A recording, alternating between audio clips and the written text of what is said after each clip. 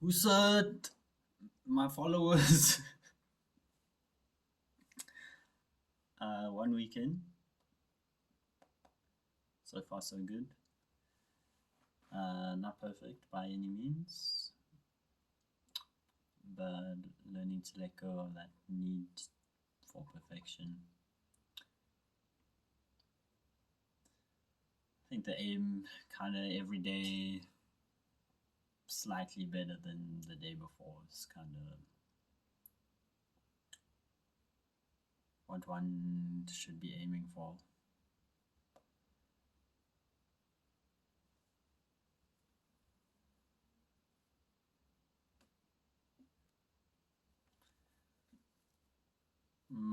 It's a little story. I was going to jump in the pool today and decided I was going to backflip. I have a tendency to sometimes go at a little bit of an angle because I'm a little bit scared of the full send because I like to control things. But I said to my girlfriend, I was like, okay, full send on this backflip. And then as I was about to do it, she says, say yes to heaven. And I was already committed when I was hearing those words. And then I did full send, and I didn't go skew at all.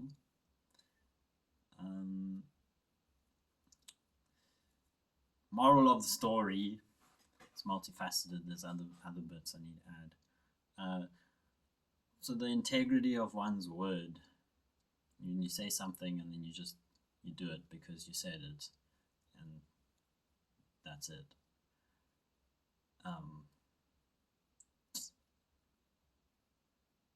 The power of that, I think, is greatly misunderstood and not.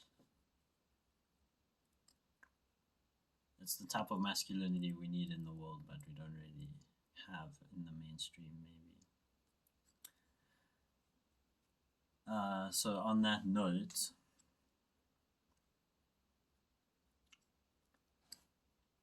I had a cup of coffee today, and yesterday I said I wasn't going to do that, but I managed to convince myself that it was a special occasion for some reason. And then suffered the consequences of that. My embodiment session was actually really good, and I probably got maybe a little bit too excited. And the coffee certainly played its role. And then my body was like a little bit like jazzed up afterwards. Things are out of place and not so aligned, and it just isn't. The subtle body just isn't in a state to be able to handle that at the moment, and like it's against what I am endeavoring to achieve. So not great on that front.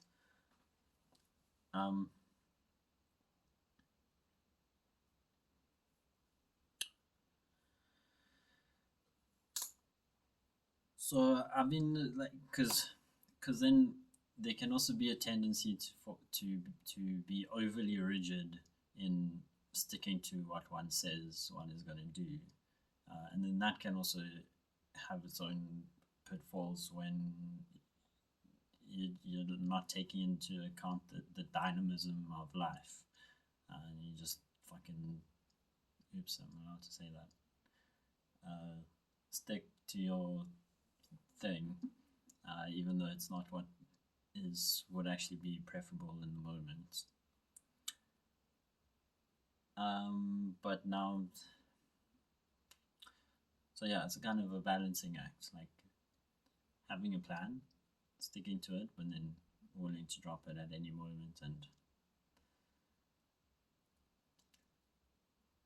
yeah, where one finds themselves on that scale, whether you're too like all over the place, then maybe you need to say, okay, this is what I'm doing, and then do it. Or if you're too rigid like that, then maybe just YOLO a bit, you know.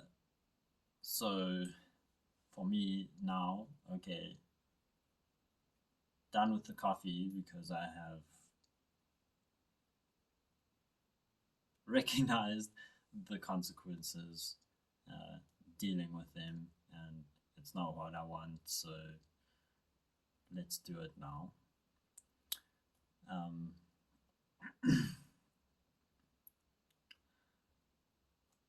When I got back after my exercise session, I picked up a little book that was on the kitchen counter. It was the Zen of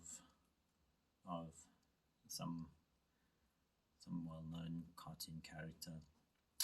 And the two quotes that stood out to me was, "Racing and hunting madden the mind." So racing synonymous with the way I was doing things today in my exercises. I was just racing around, and it made me a little bit mad. I can see that. And another one was, "He who knows when to stop stays safe and doesn't need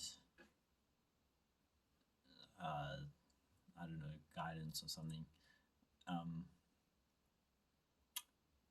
So yeah, when the subtle body can be felt, and it can be pushed a little bit, and you can feel that. And then if you have the wisdom and humility often to be like, okay, that's where it is for me now, then you're kept safe in life. It doesn't matter the situation. Like you can't be harmed if you stay within that protective sheath. That is like the way it works. That is the way of the field of Shakti. And so, and then if you do like puncture holes in that thing, then you will be warned increasingly intensely until something really drastic happens if you're not paying attention. But it is only through those holes in the energetic field that one can be harmed. So know when to stop. This is quite a preachy one today.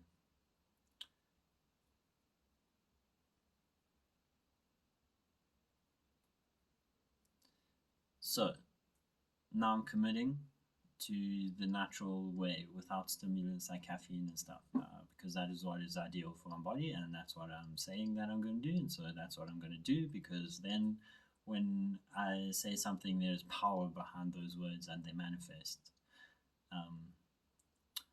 Also because I'm wanting to explore my body and fear, and if you're not integral with your decisions, like take cliff diving for example. Let's say you're standing on the edge of a cliff and you're like, okay, I'm going to jump, and then you're in the fear, so you have to overcome that in order to jump. But if you don't trust your body and your body doesn't trust you because what you say you don't do, then like the chances are that you like are about to jump and then you like pull out of it and do something stupid that could cost you your life. So I suppose that's where the integrity of your word is relevant in an extreme sports scenario. That's it for today.